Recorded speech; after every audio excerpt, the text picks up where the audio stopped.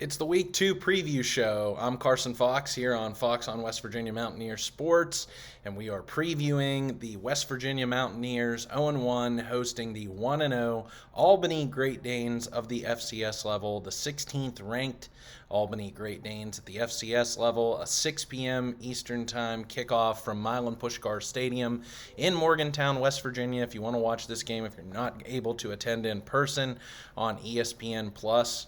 No betting odds for this game, so no spread necessarily to talk about, but ESPN predicts this matchup in West Virginia's favor at 96.2%.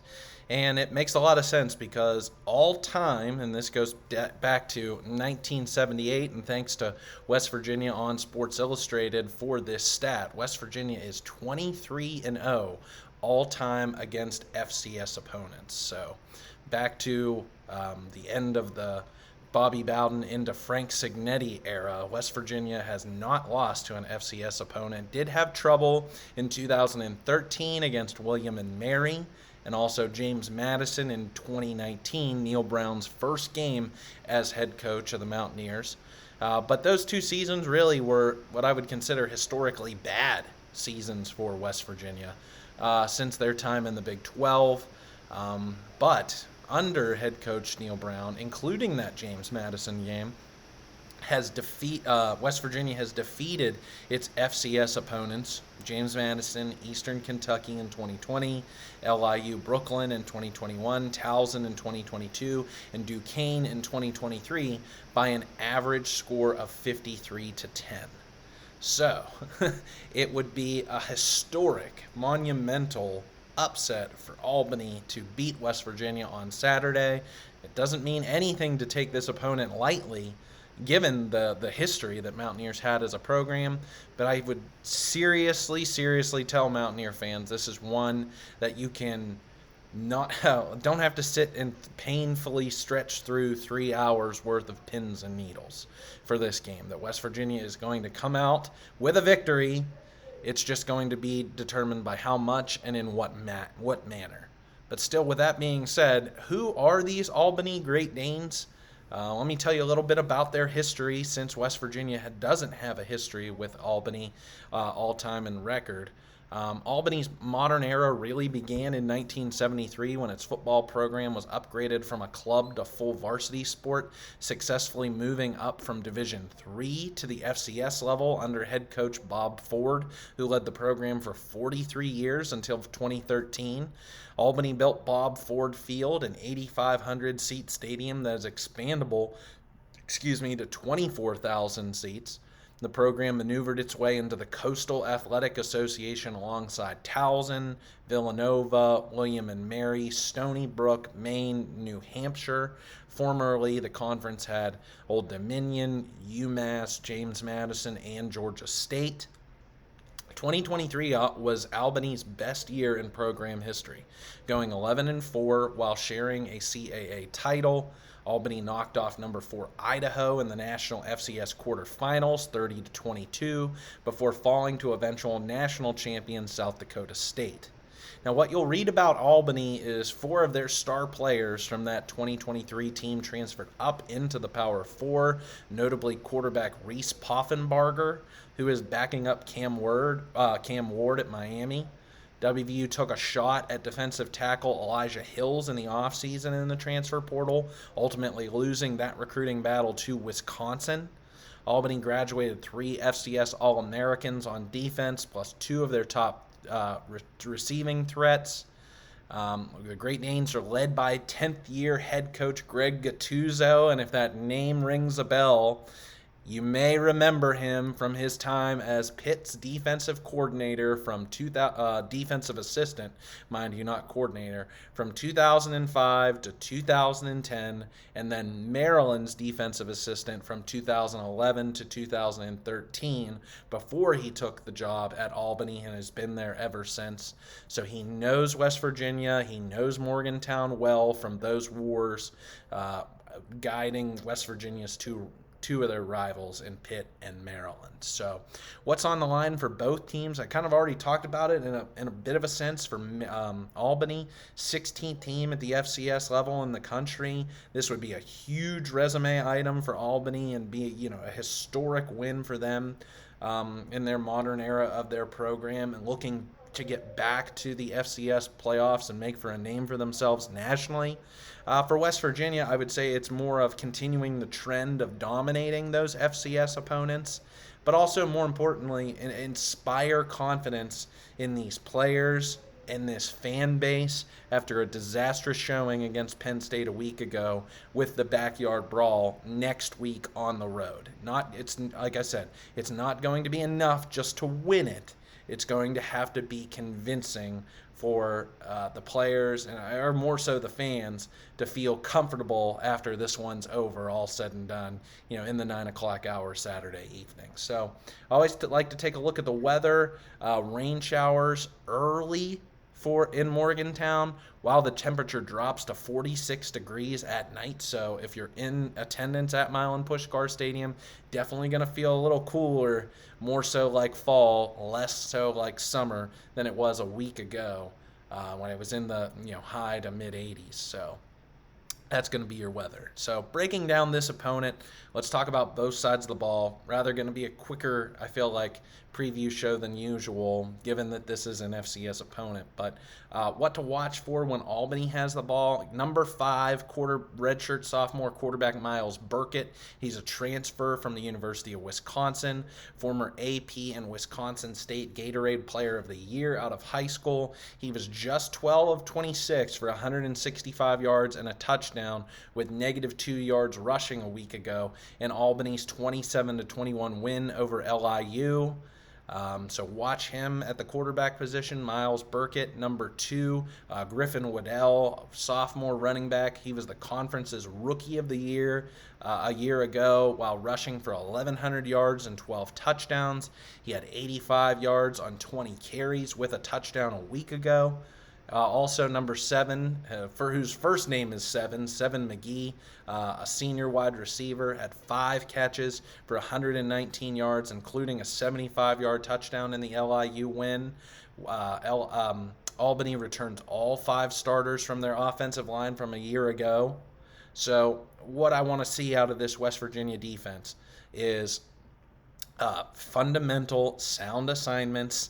Get the ball carrier on the ground immediately at points in time. West Virginia did that well against Nick Singleton and Katron Allen in this game, but did an absolute terrible job on Drew Aller when he was able to step up in the pocket, evade the rush, and run for first downs.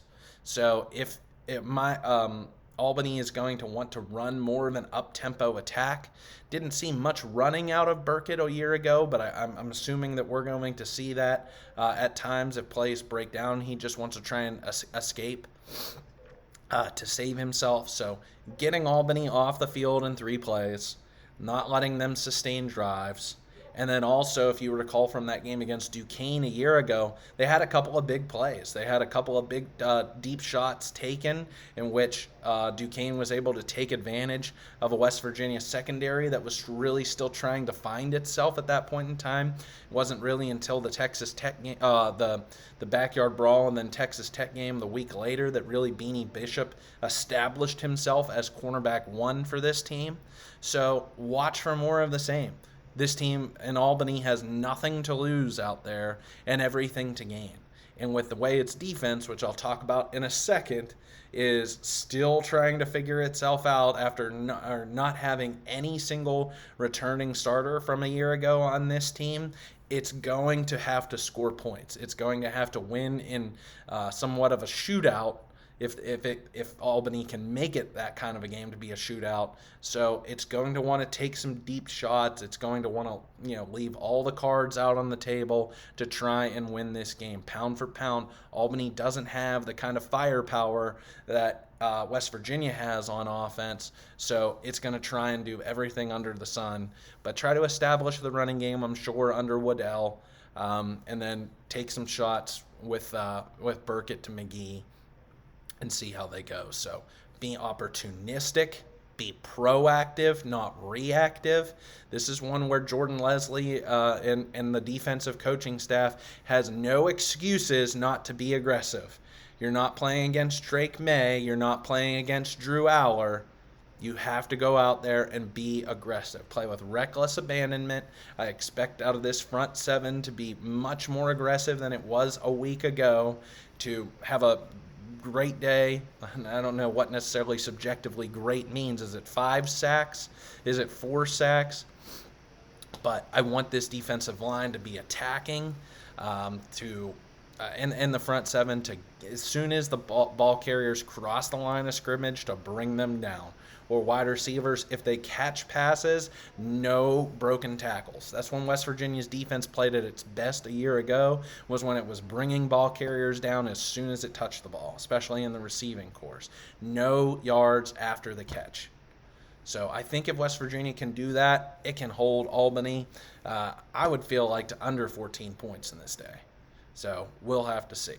So now on the flip side, for when West Virginia has the ball, like I said, Albany doesn't have a single starter back from a year ago returning this season. The defense last week against LIU gave up 3 passing touchdowns, allowed an LIU rusher to amass 128 yards on 15 carries. Albany did force a turnover, but was outgained by over 100 yards. 7 LIU penalties for 64 yards helped the Danes on the day. Senior linebacker Dante Lunan, number 10, led the Danes defensively with 13 tackles, 1 for loss on the day. So expect to hear his name in the middle of the defense. Try and run some plays away from him if necessarily he's being disruptive early on. But I would say, in my analysis of the offense, I feel like I don't want to give away my 3 keys to victory, but I want this offense to start fast. And I don't care if West Virginia doesn't run the ball for the entire first quarter into the second quarter. Garrett Green, playing from within the pocket, has to establish a rapport with multiple receivers. And these receivers need to show that they can create separation, whether it's because of their speed or whether it's because of their better developed route running skills. Traylon Ray, Justin Robinson, Preston Fox, Rodney Gallagher, Jaden Bray, Hudson Clement, show me something. Show me. Go do that. That's what I mean. To play fast, play up tempo, get up multiple scores. I would like it to be, by the end of the first quarter, even into the second quarter, 21-0 at that point in time.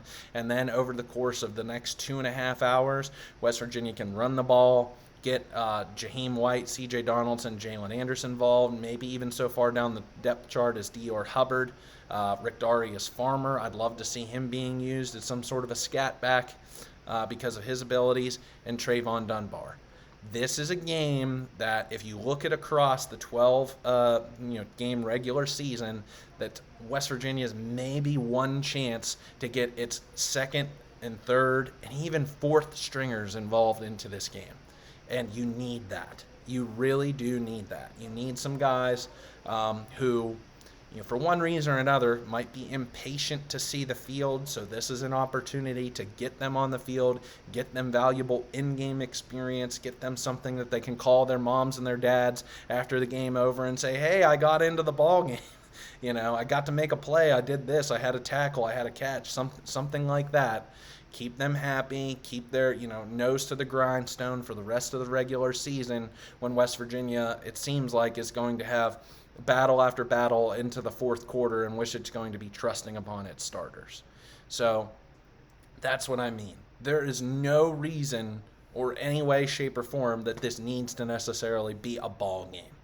And in fact, I'd like it to be one that can be ended within the first 15 to 20 minutes, so then it can be treated more like a spring game scrimmage by getting more players out involved onto the field, get them some valuable experience, because if you don't, you always see this in college football, is that injuries might pile up at one certain position, something freak happens, this or that you're trusting upon some guy who's a third stringer or even further down the depth chart at a position. We look at Caden Beiser last year at points in times where he had to play very valuable starting minutes, starting snaps at the linebacker position. So that's what I mean to say is I'd like to see extended time for quarterback Nico Marchiol to get himself right, get himself ready if he's called into a pinch to pinch hit for Garrett Green in any game, that he's fresh, he's ready, he's got confidence, and he's also building his rapport because, again, there's only 11, maybe 12 more games for Garrett Green as quarterback of this program, and it's going to be Nico Marchiol's for upwards of 2 more seasons. So to develop rapport with these pass-catching options is only going to pay dividends either in 2024 or 2025, and to build up that highlight tape for Nico Marchiol. And he's done well so far 2 seasons ago against Oklahoma State, last year against Pitt and Texas Tech, now to do so this year in 2024. So would love to see that. Nothing about this Albany defense scares me. So to put points up at will, build confidence, get comfortable under some of your more base package, fundamental play calls is what I mean to say.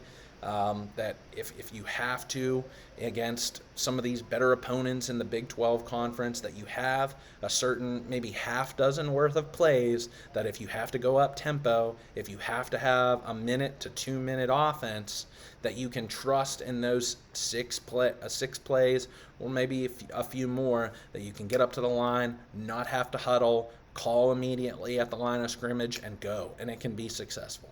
So every team has that, at least every good team. So I'd like to see West Virginia do a little bit more of that. Not saying that West Virginia against Pitt in the backyard brawl next week or Kansas or has to do that. I'm saying that it should be confident in its capabilities to do so if it needs to. That was one thing that I feel like that really puzzled me and maybe confused some other fans. Some of the comments that I've read over the last couple of videos that I've made is the confidence that looks like that, Garrett Green just didn't necessarily have against Penn State a week ago. And it never, from the get-go, this offense just never looked as if it was having fun. It looked as if you were, playing mini golf and every hole you were scoring a 4 or worse. So I want this offense to be jubilant. I want them to come out there, excited for the plays that they make.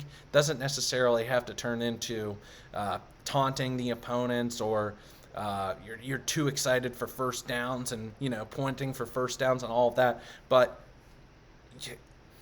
momentum, positivity, excitement, creativity, all of that goes hand in hand and just makes your offense better at the end of the day and will pay dividends for you into the next week because you've proven that you've done it before, that you can do it. So that's what I mean to say. Looking at the special teams battle, in the kicking department, Michael Hayes was excellent last week, drilled his 2 field goal attempts, should have gotten an opportunity maybe to kick a third, also a point after a touchdown, but just 2 for 2 on the day, respectively, from 38 and 39. John Opalco made all 3 of his point after touchdowns last week against LIU. Looking at the returners, the edge, at least after week 1, I'd give Albany. And number 1 senior kick returner Jamal Cooney had a 55-yard return last week, whereas Traylon Ray had 2 returns, 1 for 20 yards and 1 for 15. So has to be better in that department, whether it's Traylon Ray or someone else. I'd like to see this return game, especially off kickoffs, and even if they only get 1. If Albany goes without scoring all day long and it's just 1 kick either at the beginning of the game or at halftime, I want to see a better effort there out of this special teams unit in returns, because in the punt return game, if you watch that Penn State game, isn't it just more and more proven every single week that all Neil Brown wants out of his punt returner, in this case Preston Fox, is a guy who will stand back there, call a fair catch, and secure the catch. Doesn't want any sort of return at all. He just wants somebody out there to catch it. So Don't really need to take too much time on the punt returners right now until there's more evidence of a return game, at least after 1 week. So from the different punters, now Albany has a good one. Listen to these numbers by punter Lawson Owen. Had 6 punts for an average of 45.3 yards per punt a week ago, long of 73. So he definitely booted one. He's got a leg. He had 2 inside LIU's 20 with a touchback. So watch for Lawson Owen. If he's potentially a game breaker, either in the first half when West Virginia is trying to get something going, or it turns into longer fields than necessary because of such good punting. So kudos to him. On the opposite side, Ollie Straw still had a good day punting. 4 punts for a 44-yard average, long of 46, and he had 2 inside Penn State's 20-yard line. So no slouch in Ollie Straw. It'll be fascinating to watch the 2 guys, Owen versus Straw, and how they punt in this one. So my 3 keys to victory, I feel like I've already led on to 2 of them. Number 1, offensively, like I said, wouldn't mind to see an air raid for the first 3 series to build up a 3-score lead, then run the ball over the next 2.5 quarters. Want to see this receiving core to find ways to create separation, and then bring in the balls with Pitt's aggressive defensive backs on the radar next week. Kansas's Mello Dotson and Kobe Bryant the next week. So West Virginia really needs to start to show its opponents that these wide receivers should be respected over the top. If West Virginia doesn't have any reason to put any fear into these defense with either single high or 0 coverage over top, if they're going to dare you play up to the line of scrimmage and test them, I think you saw a little bit out of that out of Penn State a week ago. That West Virginia's got to do it. Got to take some shots over the field. Garrett Green having confidence with his wide receivers, and most importantly, these wide receivers creating separation. Who's going to do it? That's my biggest question mark. Which of these receivers are really going to break out early? We saw in this matchup against an FCS opponent a year ago, it was Hudson Clement, and he carried that momentum from that Duquesne game for the entire length of the season. So if it's not Clement again against an FCS opponent, who else? Who's going to match him? Who's going to do it? So now I'm going to flip to the defensive side of the ball of my 3 keys to victory. Again, defensively, tackle the effing quarterback in space, especially on 3rd down. I'm so sick of it. That the 3 times that Drew Aller ran for first downs on 3rd downs made me vomit convulsively in my mouth. It was disgusting, absolutely disgusting that you gave up, first downs to that quarterback.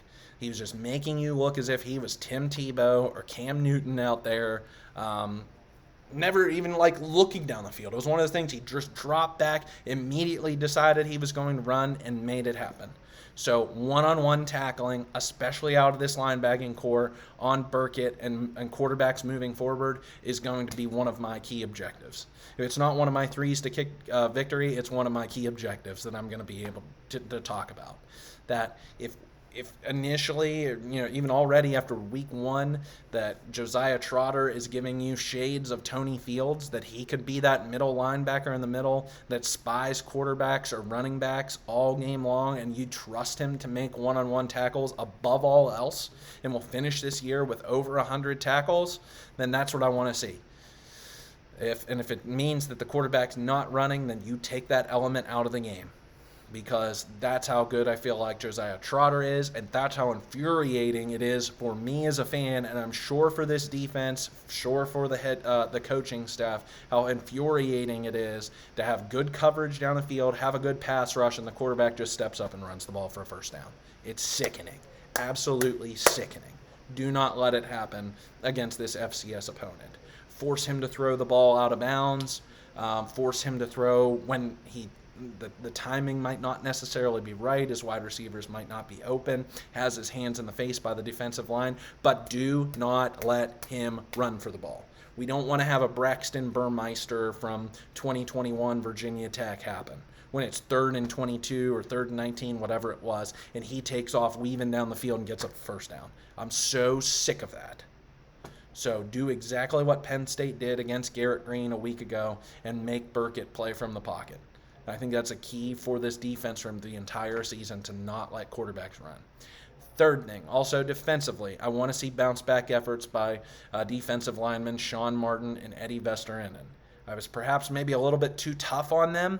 Game one, again, going against a really tough Penn State offensive line with a lot of talent that it has offensively, but this is where there's their opportunity to stat pad. This is where tackles for loss, sacks are just going to be served up to you on a silver platter. So it's either your opportunity to go take it, or I'm telling you that they should be on short leashes for TJ Jackson, Asani Redwood, Fator Mamulba is already of a starter at nose tackle, but you can figure out some things creatively to do with this defensive line. That these guys need to go out there and show effort, pass rush like their butts are on fire. That they should not stop. Their engine should not stop running for the entire completion of the play. So, and also figure out your third safety. Is it Jaheim Joseph? Is it Kokora Tarnu? Josiah Jackson was the or on the Big 12 Media Day depth chart at cat safety. So who is it? If you're going to stick with this 3-3-5 look. Also, second cornerback. Is Jacoby Spells finally healthy? Is he going to get in there, get some snaps, or rest him up another week to be ready for Pitt? Dantes Fagan had the second best Pro Football Focus grade of any defensive player, just behind Josiah Trotter last week. So does he garner more snaps at that CB2 position if Leslie and the defensive staff trust in Garnett Hollis Jr. To be cornerback one and to run with Seven McGee for 4 quarters or however long he's on the field? That's what I want to see, are some of these holes that showed either they were bigger or smaller at points in time against Penn State a week ago in the secondary along the defensive line, to go out there and prove it. So 2 keys to victory defensively, 1 offensively. Hold on, I forgot this guy, and this is the reason why that West Virginia lost last week against Penn State. Hold on. So I'm bringing him back. He's still here, everyone. The Swami! Yes, the West Virginia Swami cooking us something up, and he is going to predict, bam, a win for the Mountaineers. So if West Virginia scored 63 points last year, doing my preseason predictions, I said West Virginia, maybe because of Albany's better pedigree than Duquesne a year ago, West Virginia would score 7 points fewer, so I'll stick with it. I'll say 56-10. I'll stick with that average, really, that it seems like Neil Brown's had against FCS opponents over these last 5 seasons. We'll say 8 touchdowns on the day for the Mountaineers. They give up 1 with the second stringers, also give up a field goal at some point in time in this contest. So some way, somehow, Albany will score 10, but it's going to be a decisive victory, over 7 scores for the Mountaineers. No spot again on this game, but I would take it big. So hopefully we're feeling very confident. We're feeling like, okay, that's what you expected out of this West Virginia offense. And unfortunately didn't get it against Penn State, but showed it has that ability against an FCS opponent. Now onward to the backyard brawl. So love to hear your thoughts. How are you feeling about this game? Are you worried at all about Albany? You shouldn't be, but if you are, I'd love to hear why.